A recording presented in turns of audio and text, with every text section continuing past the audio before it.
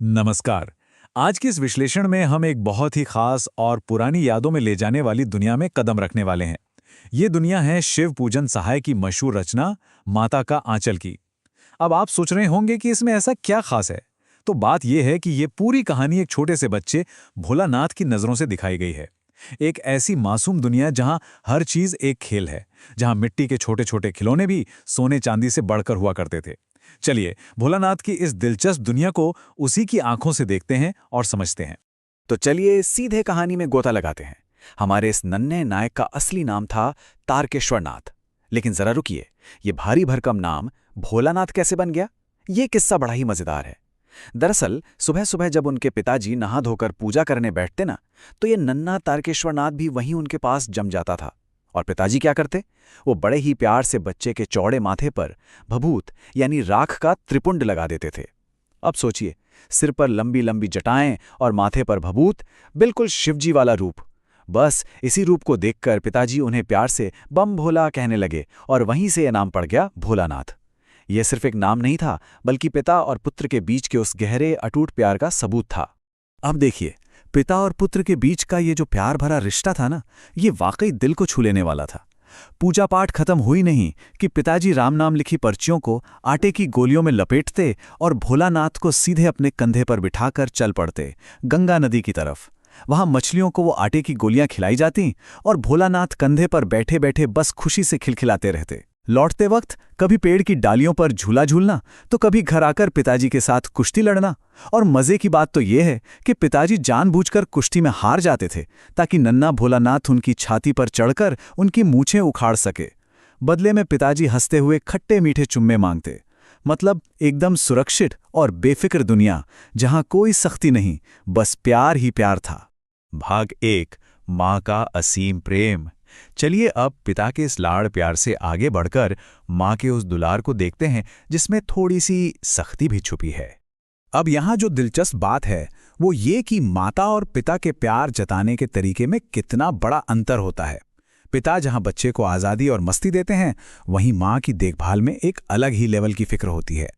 जब भोलानाथ पिताजी के साथ खाना खाते तो पिताजी बड़े प्यार से छोटे छोटे कौर खिलाते, लेकिन माँ को हमेशा लगता कि पिता के खिलाने से बच्चे का पेट नहीं भरेगा। वो कहती थी ना, जब खाएगा बड़े बड़े कौर तब पाएगा दुनिया में ठौर। और ये कहकर वो खुद थाली में दही भात सानती और फिर शुरू होता था उनका मास्टर स्ट्रोक। वो अलग अलग पक्षियों जैसे तोता, मैना, कबूतर, मोर, इनके नाम के बड़े बड़े कौर बनाती और कहती, जल्दी खा लो नहीं तो उड़ जाएंगे। और हमारा भोलानाथ, वो भी उन काल्पनिक पक्षियों को उड़ने का कोई मौका ही नहीं देता था, सब झटपट खा जाता था। और हाँ, माँ का प्यार सिर्फ खाना खिलाने तक ही सीमित नहीं था। एक और नज़ारा देखिए, भोलानाथ बाहर खेलने के लिए भागने की फिराक में है और तभी माँ उन्हें अचानक दबोच लेती हैं। अब बच्चा लाख छटपटाए रोए, लेकिन माँ तो माँ है। वो उनके सिर पर एक चुल्लू भर कड़वा सरसों का तेल डाल ही देती थीं। पिताजी गुस्सा भी होते, लेकिन माँ बिना किसी परवाह के मालिश करती। उसके बाद नाभि और माथे पर काजल की बिंदी, बालों की चोटी गूंथना, उसमें फूलदार लट्टू बांधना और रंग बिरंगे कपड़े पहनाकर बच्चे को बिल्कुल कन्हैया बना देना। ये दृश्य दिखाता है कि एक माँ के लिए बच्चे का सजना संवरना और बुरी नज़र से बचना उसके रोने धोने से कई ज्यादा जरूरी होता है। भाग 2, गलियों का जादू। माँ की गोद से निकलकर अब हम चलते हैं बाहर, गांव की उन गलियों में जहां असली मस्ती इंतजार कर रही है। तो माँ की गोद से रोते सिसकते हुए भोलानाथ जैसे ही बाहर कदम रखते, बाहर का नजारा ही बदल जाता। दरवाजे पर अपने दोस्तों की टोली को देखते ही उनका सारा रोना धोना बिल्कुल छू मंतर हो जाता था। वो झट से पिता की गोद से उतरते और दोस्तों के साथ खेलने दौड़ पड़ते। और ये चीज बड़ी ही कमाल की है कि ये बच्चे साधारण सी चीजों से कैसी असाधारण दुनिया बना लेते थे। चबूतरे का कोना बन गया नाटक घर, बाबूजी के नहाने वाली छोटी चौकी बन गए रंगमंच, गीली मिट्टी की जलेबियां बन रही हैं, फूटे घड़े के टुकड़े बताशे बन गए और जस्ते के छोटे टुकड़े बन गए असली पैसे। सोचिए जरा, खेलने वाले भी वो खुद और दुकानदार भी वो खुद। इससे एक बात तो साफ है कि बचपन की उस सच्ची खुशी के लिए किसी महंगे खिलौने की नहीं, बस एक आजाद कल्पना की जरूरत होती थी। मिठाइयों की दुकान का खेल खत्म हुआ तो लो जी, अब घरौंदा बनाने की बारी आ गई।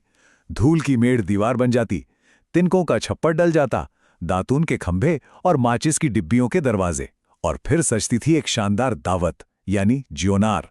बच्चे ही दावत देने वाले और बच्चे ही पंगत में खाने वाले। लेकिन इस पूरे खेल का सबसे मजेदार हिस्सा पता है क्या था? जब दावत एकदम आखिरी में होती तो बाबूजी चुपके से आकर पंगत में बैठ जाते और बड़े ही भोलेपन से पूछते, अरे भोलानाथ, फिर कब भोज होगा? ये सुनते ही सारे बच्चे खिलखिलाकर हंस पड़ते, अपना घरौंदा बिगाड़ते और वहां से भाग खड़े होते। बाबूजी का बच्चों के खेल में इस तरह शामिल होना सच में भोलानाथ की उस छोटी सी दुनिया को और भी खास बना देता था। भाग 3, शरारतें और उद्यम।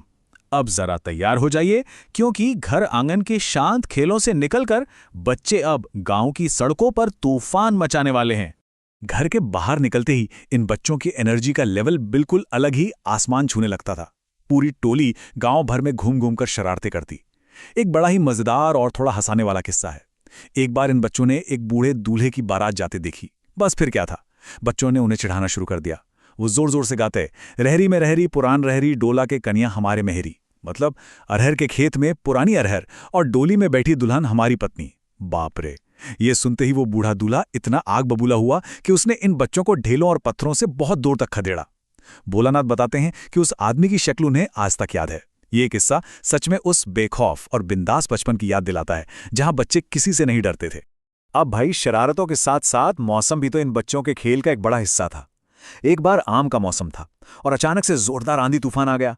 आसमान काले बादलों से घिर गया, बिजलियां कड़कने लगीं और मूसलाधार बारिश शुरू हो गई। सारे बच्चे आम के बाग की तरफ भागे। बारिश जब बहुत तेज हो गई ना, तो खुद को बचाने के लिए ये सब पेड़ों की जड़ों से ऐसे चिपक गए जैसे कुत्ते के कान में कीड़े चिपक जाते हैं, एकदम सिकुड़ कर। ये नज़ारा दिखाता है कि प्रकृति के उस रौद्र रूप के सामने ये बच्चे कितने छोटे और डरे हुए थे। और जैसे ही बारिश रुकी तो बाग में बिच्छू निकलने लगे, जिसे देखकर बच्चों की जो सिट्टी पिट्टी गुम हुई वो तुरंत वहां से सरपट भाग खड़े हुए। इसी भागदौड़ के बीच एक ऐसा कांड हो गया जिसने सचमुच पूरे गांव में बवाल मचा दिया। भोलानाथ की टोली में एक लड़का था, बैजू। वो थोड़ा ज्यादा ही ढीठ और शरारती था। रास्ते में इन लोगों को गांव के एक बूढ़े इंसान मूशन तिवारी मिल गए, जिन्हें थोड़ा कम दिखाई देता था। अब बैजू ने उन्हें चढ़ाना शुरू कर दिया, वो भी पूरे सुर में। बुढ़वा बेईमान मांगे करेला का चोखा। अब एक ने शुरू किया तो बाकी सबने भी सुर में मिला दिया। तिवारी जी ने डंडा लेकर खदेड़ा, लेकिन ये बच्चे तो हवा से भी तेज थे, हाथ ही नहीं आए। जब बच्चे भाग गए तो मूशन तिवारी सीधे जा पहुंचे पाठशाला, और बस यहीं से ये मासूम सी शरारत एक बहुत ही गंभीर और डरावने मोड़ पर आ जाती है। भाग 4, गुरुजी की सजा और बचाव। पाठशाला में जो हुआ और कैसे पिता एक ढाल बनकर सामने आए, आइए वो देखते हैं। तो हुआ ये कि पाठशाला में मूशन तिवारी की शिकायत पहुंचते ही मानो भूचाल आ गया। गुरुजी ने तुरंत 4 लड़कों को भोलानाथ और बैजू को पकड़ लाने का गिरफ्तारी वारंट दे दिया। बैजू तो चालाक था, 9-2-11 हो गया, लेकिन बेचारे भोलानाथ पकड़े गए। गुरुजी ने उनकी जमकर खबर ली, मतलब खूब सजा दी। जैसे ही ये बात उड़ते उड़ते बाबूजी तक पहुंची, वो बदहवास से पाठशाला की तरफ दौड़े। उन्होंने देखा कि उनका प्यारा भोलानाथ बुरी तरह रो रहा है। उन्होंने तुरंत उसे गोद में उठा लिया, लेकिन बच्चा अंदर से इतना डरा हुआ था कि उसने सिसकते सिसकते बाबूजी का पूरा कंधा आंसुओं से गीला कर दिया। बाबूजी ने गुरुजी की बहुत चिरौरी की, उनसे विनती की और किसी तरह बच्चे को वहां से छुड़ाकर घर की तरफ ले चले। ये घटना बहुत गहराई से दिखाती है कि बाहरी दुनिया के खतरे के सामने एक पिता किस तरह एक मजबूत ढाल बनकर खड़ा हो जाता है। भाग 5, अटूट सुरक्षा कवच। माता पिता का आंचल बच्चे के लिए क्या मायने रखता है, अब इसे समझते हैं।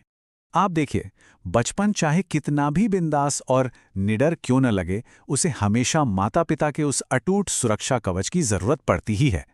जब भी भोलानाथ बाहर की दुनिया के कड़वे सच, जैसे बूढ़े का मारना, आंधी तूफान या गुरुजी की मार से डरते हैं, तो वो भागकर अपनों के पास ही आते हैं। लेकिन यहाँ भोलानाथ के मन के तेजी से बदलते भावों को देखना बहुत दिलचस्प है। जरा सोचिए, जो बच्चा अभी गुरुजी से पिटने के बाद पिता के कंधे पर फूट फूट कर रो रहा था, वही बच्चा रास्ते में अपने दोस्तों की टोली को मक्के के खेत में चिड़िया पकड़ते देख अपनी सारी सिसकियां तुरंत भूल जाता है। वो झट से पिता की गोद से उतरता है और दोस्तों के साथ गाने लगता है, राम जी की चिरई, राम जी का खेत, खा लो चिरई भर भर पेट। मतलब एक पल में रोना और अगले ही पल में दोस्तों के साथ वही पुरानी मस्ती। ये बचपन का ही जादू है, जहां दुख या डर बहुत देर तक टिकी नहीं सकता। और अंत में ये पूरा विश्लेषण हमारे मन में एक बहुत ही गहरा सवाल छोड़ जाता है। आखिर ऐसा क्या होता है कि भोलानाथ अपने दोस्तों को देखते ही अपना सारा रोना धोना भूल जाते हैं? ये सवाल वाकई सोचने पर मजबूर करता है कि बच्चों के लिए उनके हम उम्र साथियों का साथ, उनके वो मासूम खेल कैसे हर दर्द और डर पर भारी पड़ जाते हैं। है ना कमाल की बात? ये कहानी सिर्फ एक बच्चे की सोच को नहीं दर्शाती, बल्कि हमें हमारे अपने बचपन की उस जादुई दुनिया की याद दिला देती है, जहां आंसू सुखाने के लिए दोस्तों की एक छोटी सी मुस्कान ही काफी होती थी। इस खूबसूरत सवाल पर जरूर विचार कीजिएगा। और इसी विचार के साथ हम आज के इस विश्लेषण को यहीं विराम देते हैं। जुड़ने के लिए धन्यवाद। All the important question will be posted on community. Like, share, comment and subscribe to Study with Iraya.